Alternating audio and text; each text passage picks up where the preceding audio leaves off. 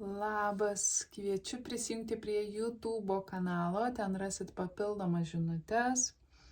O dabar žinutė vandeniams. Vandeniai, jūs kažko nenorit matyti.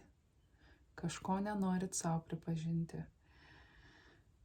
Matau, kad labai stipriai situacijoje žaidžia jūsų ego ir galbūt yra noras nuslėpti nuo pasaulio tai, kas vyksta viduj, tai, kas vyksta už uždarų durų. Norite pasirodyti kietesni, stipresni ir taip toliau, kad niekas nematytų to chaoso, kuris vyksta už užuolaidų, ar ne? Yra kvietimas būti atviriems ir nuoširdiems su savimi, todėl kad jūs stipriai priešinatės kažkokiai tiesai. Ir visata jūs kviečia pamatyti tą tiesą. Kai kurie iš jūsų nepriėmėt meilės iš kito žmogaus, tikros meilės iš kito žmogaus. Kai kurie iš jūsų galbūt nenorit pripažinti, kad iš tiesų labai mylėjot žmogų, nuo kurio turit pasitraukti arba kuris išėjo. Ir patarimas yra bandyti šiuo metu pasirūpinti labiau savimi,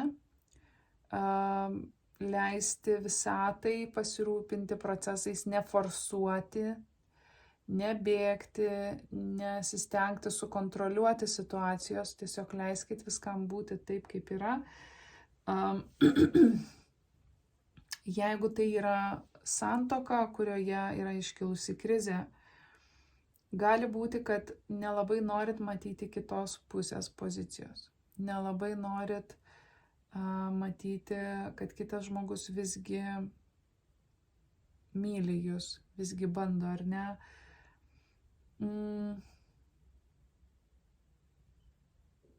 Patarimas yra investuoti save į savo įsipareigojimą, bandyti tai atstatyti arba statyti tai.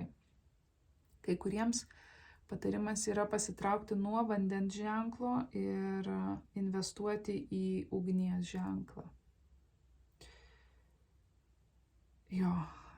Matau, kad yra išties labai daug konfliktiškos energijos, tokios kovos patiems su savimi, tai jeigu esat pasimetę ir sudėtingai yra atrasti savo tiesas, žinokit, kad jūs ir esat tiesa ir atsisukite į save, skirkit rūpestį savo pirmiausia.